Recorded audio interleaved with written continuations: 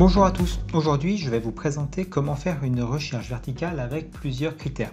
L'exemple que je vais prendre pour illustrer cette situation est le cas suivant. Vous avez une liste de collaborateurs dans laquelle vous avez une catégorie, une date de naissance et enfin une liste de conditions qui vont permettre de déterminer la situation dans laquelle cette personne se trouve.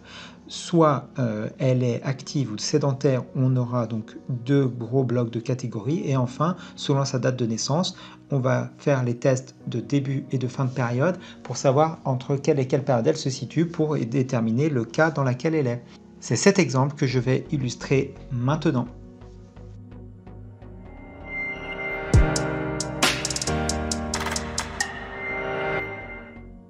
Je suis Charles du blog Excel avec la bureautique.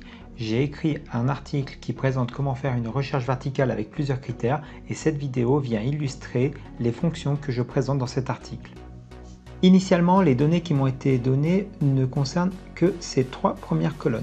J'ai donc préparé les colonnes suivantes pour pouvoir les utiliser après dans mes calculs.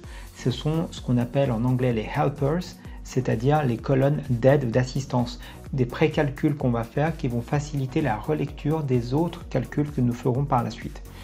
Par exemple, quand on dit que l'âge de départ est à 55 ans pour le cas ici, si je ne mettais pas un début de période à 1901, il va me manquer une donnée. Donc j'ai déjà dû la préparer, la compléter. Et de la même manière, quand je prends la situation maximale, j'ai mis une date de fin de période au 31 décembre de l'an 3000 pour être sûr d'avoir une fourchette supérieure avec laquelle comparer et ne pas laisser la donnée vide.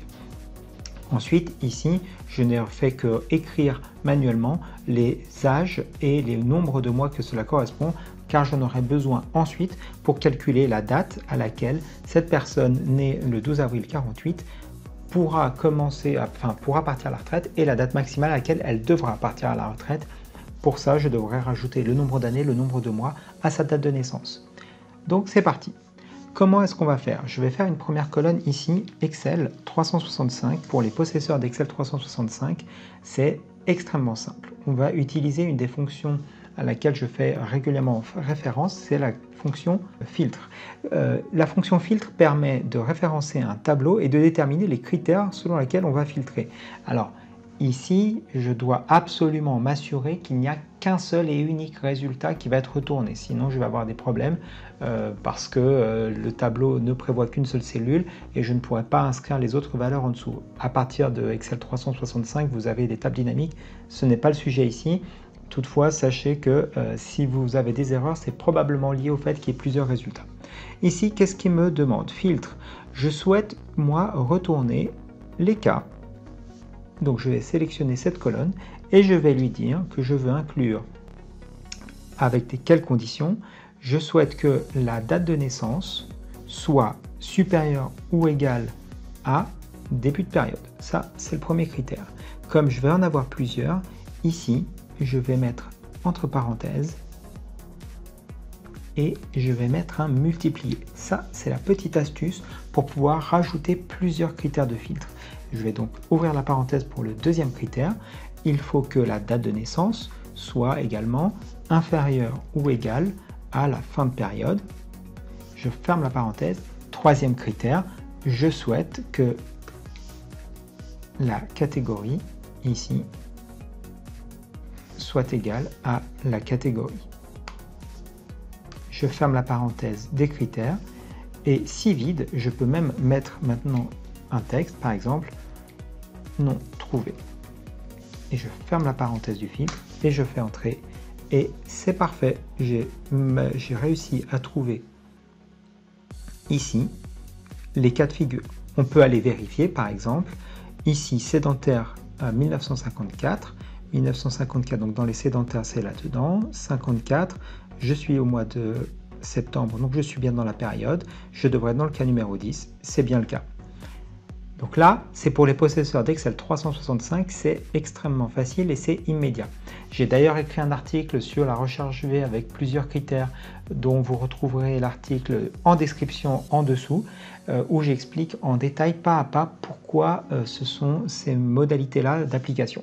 Maintenant pour les autres, ici vous allez avoir une difficulté, cette fonction n'existe pas. Vous allez devoir combiner les deux fonctions qui sont décrites dans mon article, c'est-à-dire index et equiv. C'est ces deux combinaisons de fonctions qui permettent de faire la recherche multicritère.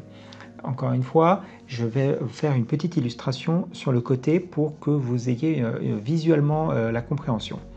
Ce qui se passe, c'est que on peut désormais, et on pouvait déjà à l'époque, mais il fallait faire une manipulation supplémentaire, on peut désormais dire par exemple, ici, on va prendre ce bloc-là, égale ceci. Je suis en train de rendre une colonne égale à une cellule. C'est assez étrange. Voyons voir ce que ça donne. Ce que cela donne, ici dans Excel 365, c'est la version que je possède, vous pouvez faire la même chose que moi si vous avez la même licence. Si vous ne l'avez pas, vous pouvez le faire, mais pour ça, vous devrez faire CTRL plus Shift, donc la touche majuscule et Enter. Et vous voyez, le petit liseré bleu disparaît. Et c'est aussi une table dynamique qui existait dans les versions précédentes, probablement pas avant Excel 2013, donc peut-être Excel 2013 ça marche, en tout cas à partir d'Excel 2016 c'est certain, Excel 2010 je n'en suis pas sûr, j'avoue que je ne suis pas remonté aussi loin. Comme je souhaite le faire en version dynamique, je recommence mon explication, égale ceci. Qu'est-ce qu'on a ici? On a un tableau qui présente vrai, vrai, vrai, faux, faux, faux, etc. Parce que je vais pouvoir avoir un test finalement, est-ce que c'est égal ou non? Et j'ai exactement le même nombre d'éléments que ce tableau. Ici, j'en ai 12. Lorsque je sélectionne mes nombres de cellules, je vois apparaître 12 ici. Une première astuce à savoir, c'est de faire moins, moins, entre parenthèses, fermer la parenthèse. Qu'est-ce que cela va changer? C'est que quand on met moins entre parenthèses, on va faire l'inverse des valeurs. Et en mémoire, Excel prend vrai pour la valeur 1. Et en faisant le double moins, comme ça, il va le transformer automatiquement en valeur numérique. Et c'est ce qui m'intéresse. Ici, j'aurai des 1 et des 0. Alors jusque-là, vous allez me dire, je n'ai pas terminé encore. Deuxième chose, maintenant, quand ce que je vais faire, est-ce que date période est inférieur ou égal à ceci, et que je fais la même chose, on voit maintenant les situations dans lesquelles c'est vrai ou faux. Je vais faire exactement la même chose ici en faisant moins, moins, ouvrez, fermez parenthèse, et je vais avoir mon tableau de 1 et de 0. Il se trouve que lorsque j'ai ces deux critères, on voit bien que pour cette même personne, j'ai les cas où c'est valide et les cas où c'est invalide, donc elle est active, et c'est bien la catégorie active. Et ensuite ici, j'ai demandé à avoir la date de naissance supérieure à début de période, et on voit ici qu'il y a un au début et ici. Il n'y a que ces deux cas-là. Et c'est le croisement déjà de ces deux situations qui vont me permettre d'identifier quel est le cas dans lequel je suis juste. Et pour cela, je vais pouvoir multiplier ces deux, ce qu'on appelle des tableaux dynamiques ou matrices, quand on fait la combinaison CTRL, SHIFT ou majuscule plus Enter. Alors je vais maintenant vous montrer ce que cela donne, c'est que je peux ici ouvrir la parenthèse, moins moins, ouvrir la parenthèse, je recommence, ceci est égal à catégorie, et je vais le tout multiplier par moins moins, ouvrez la parenthèse, ceci est inférieur ou égal à ma date de naissance, fermer deux fois parenthèse et faire Enter. Qu'est-ce que j'ai maintenant?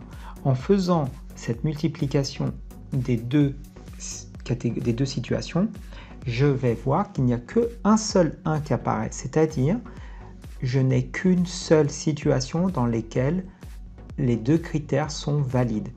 Et grâce aux deux fonctions index et equiv, je vais pouvoir identifier la bonne valeur. Alors qu'est-ce que je vais chercher?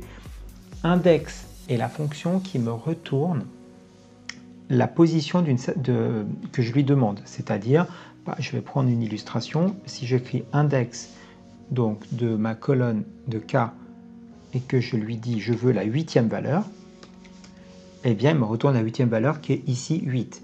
Alors je peux par exemple vous montrer non pas sur les cas mais sur les conditions. Si je demande la 8e valeur, j'aurai le texte de la 8e cellule qui est entre le 1er juillet 51 et 31 décembre 51. C'est le texte qui apparaît là. Ça, c'est la première des deux fonctions. La deuxième fonction que je vais utiliser, c'est equiv. Lorsque j'utilise equiv, je dis quelle est la valeur que je cherche et dis-moi où elle se trouve. Maintenant, si je cherche par exemple la valeur 8 ici dans ma cellule, dans ma colonne, et que je lui dis c'est la valeur qui est exactement égale à 8, il va me trouver 8 puisque c'est la 8e position. Alors, ce serait peut-être plus visuel ici de ne pas chercher dans cette colonne-là, mais dans la colonne d'âge de départ. Et admettons, je cherche la valeur 57. Et je vais chercher ici 57. Et il me dit c'est la 6e. On va vérifier 1, 2, 3, 4, 5, 6e. Donc j'ai bien, grâce à cette fonction, l'élément qui se trouve, où se trouve le 57. Et bien, maintenant, en reprenant l'exemple ici, en cherchant où se trouve la valeur 1, je sais quelle est la ligne de ce tableau-là, où se trouve le cas qui correspond aux deux critères. Et c'est ainsi que je vais pouvoir retourner la valeur qui se trouve dans la cellule en sachant de quelle position se trouve la valeur. Alors, je vous propose maintenant de faire le même exemple maintenant, au lieu de prendre le premier puisque ça fait ici 1, c'est pas très parlant. Ce que je vais faire, c'est que je vais volontairement changer la date ici pour correspondre à un autre cas de figure. Par exemple, je vais passer en 54 et je vais le passer ici en sédentaire. Comme ça, on voit qu'on a d'abord plusieurs cas de figure, donc on va essayer d'affiner la situation et utiliser la fonction index et equiv lorsqu'elles sont combinées. Alors, on va un petit peu simplifier et arranger tout ça. La première chose que je vais faire, c'est que je vais rajouter le troisième critère, c'est-à-dire la date de fin, puisqu'on a la date de naissance maintenant, elle est en avril 54, il y en a plusieurs qui correspondent. Il faut qu'on ait la date de fin pour correspondre au résultat recherché. Alors je vais mettre égal, parenthèse, moins, quelle autre parenthèse. Je veux que la date de naissance soit inférieure ou égale à la date de fin, période, et je ferme la parenthèse 2 fois, et voilà. Maintenant, on voit que quand on regarde quelle est la situation où j'ai les trois cas de figure qui sont à 1, visuellement, on voit que c'est l'avant-dernier, le cas numéro 10, c'est bien ce que nous dit la fonction ici. Alors, maintenant, pour simplifier la multiplication des 3, je vais utiliser une fonctionnalité Excel 365. Je vais multiplier la première cellule, comme c'est une table dynamique, un petit dièse multiplié par cette cellule, encore un petit dièse puisque c'est une nouvelle table dynamique, multiplié par le troisième, un petit dièse parce que c'est une table dynamique.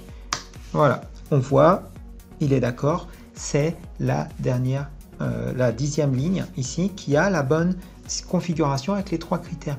Et c'est ça ce qu'on va faire, on va chercher dans cette matrice, dans ce résultat, où se trouve le 1 et comme ça on sait quelle est la ligne qu'il va falloir retourner. Rappelez-vous, index retourne la valeur quand je lui dis laquelle, equiv me dit où se trouve quelle valeur. Et c'est là où je vais combiner les deux. Equiv va me chercher le 1 dans cette matrice et va dire renvoie la valeur qui se trouve à cette ligne-là. Et c'est comme ça que je vais pouvoir trouver la bonne formule ici.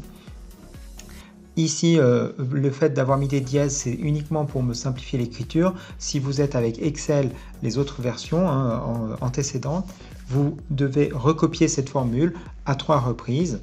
Enfin, celle-ci, multiplié par celle-ci, multiplié par celle-ci, et en faisant CTRL majuscule entrée, parce que c'est un calcul matriciel. Et maintenant, c'est intégré nativement dans Excel 365, vous le voyez visuellement. Dans les anciennes versions, il faut le faire autrement. Je vous invite en attendant à cliquer sur vous abonner si vous voulez recevoir les prochaines vidéos et à également me poser des questions ou à commenter cette vidéo juste en dessous. Ça me permet d'avoir vos feedbacks et d'adapter mes prochains contenus. Alors, je continue maintenant.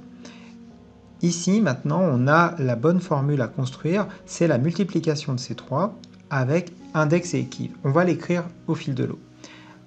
La première chose, ça va être égal index. Donc, index va me retourner, je souhaite avoir le cas. Et comment je vais dire quelle ligne retourner? C'est equiv qui va me le dire. Equiv va me le dire, je cherche quoi? Je vais chercher 1 dans la matrice que je vais lui soumettre. Donc, je vais ouvrir la parenthèse, moins, ouvre la parenthèse. Qu'est-ce que je veux faire? Je souhaite que, d'abord, ça soit égal à cette matrice-là. Je cherche quelle est la catégorie qui est la même. Première parenthèse, deuxième parenthèse. Ça, je vais le multiplier par... Je souhaite que la date de naissance soit supérieure à la date de début de période. Donc, supérieure ou égale à début de période. Je vais fermer deux fois la parenthèse. Et je multiplie ça par moins, ouvrir la parenthèse. Je souhaite que la date de naissance soit inférieure ou égale à la fin de période. Et là, on retrouve maintenant, deuxième parenthèse, on ferme le équive. Il me dit là, c'est index que je suis en train de fermer, et je fais Enter. Et là, il n'est pas content. Cette erreur, elle est due au fait que j'ai plusieurs résultats qui me sont retournés. Alors, je vais étudier ce que j'ai écrit. Voyons voir. J'ai écrit que je souhaite la matrice, je cherche, c'est ce que je veux retourner, c'est ça. Ensuite, le numéro ligne, c'est bien équive qui va me le retourner. Je cherche la valeur 1 dans le fait d'avoir la catégorie qui est égale à catégorie, la date de naissance est supérieure à début de période, supérieure ou égale, c'est juste, et la date de naissance est inférieure ou égale. Alors, que se passe-t-il? Ah, mais je sais, tout simplement. Équive. Il y a un troisième critère que j'ai oublié. J'ai fermé une parenthèse de trop déjà ici, ça n'aide pas. Ensuite, j'ai le troisième critère que j'ai oublié de mentionner, qui est correspondance exacte, tout simplement. Et maintenant, je ferme équive et je peux fermer index. Et je fais Enter. Et voilà, maintenant on y arrive. Donc, je vous illustre également comment je dépanne lorsqu'il y a un problème. Si vous êtes sur une version antécédente à Excel 365, j'avoue, je n'ai pas fait le test devant vous. Peut-être vous aurez à faire CTRL majuscule Enter parce que c'est un calcul matriciel. En l'occurrence, ici, ça fonctionne immédiatement avec Excel 365. Si besoin, faites CTRL SHIFT Enter, je peux le faire devant vous.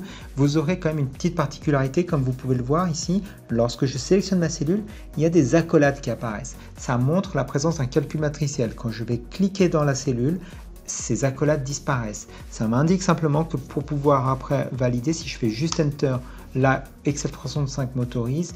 Vous aurez probablement un message d'avertissement parce que vous devez faire CTRL SHIFT Enter qui va vous mettre de nouveau un calcul matriciel. Maintenant, on a le début, on a la bonne formule, on va pouvoir nettoyer tout ça et continuer l'exercice. On cherche quand même à savoir l'année de départ et l'année minimale de départ et l'année maximale de départ. Donc maintenant, on va utiliser cet âge minimal. On va utiliser la recherche verticale pour aller chercher cette cellule. On va chercher le 10 dans cette table et je cherche quelle colonne, donc K première, deuxième, troisième, quatrième, cinquième, sixième. Le sixième va me donner, je veux exactement égal, le sixième va me donner l'année, l'âge minimal, d'accord? Ensuite, je vais besoin de faire la même chose avec le mois. Nombre de mois auquel je vais devoir rajouter. Donc, mois minimal. Je vais faire la même formule.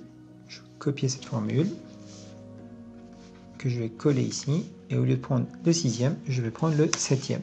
Et on a le nombre de mois que je vais devoir ajouter. Et maintenant, je vais pouvoir ici rajouter date de départ qui va être égale à, je vais construire une nouvelle date à la base de sa date de naissance. Donc je vais faire l'année de cette date de naissance à laquelle je vais rajouter l'âge minimal. Pour le mois, je vais prendre le mois de sa date de naissance auquel je vais rajouter le mois minimal et le jour sera le jour de sa date de naissance. Et il me manque encore une parenthèse, décidément, je ne suis pas copain avec les parenthèses. On va essayer de vérifier. Si je fais 61 plus 54, eh bien je trouve 2015. Ensuite, si je rajoute 2 mois, je trouve bien le mois de juin. Donc ça, c'est le date de départ min. En faisant de la même manière, je pourrais trouver le date de départ max. Je ne vais pas le faire ici, la vidéo je pense est suffisamment longue pour le moment. Si ça vous a plu, pensez bien à vous abonner, un petit commentaire, un pouce vers le haut et enfin, je vous souhaite une bonne progression sur Excel. À très bientôt.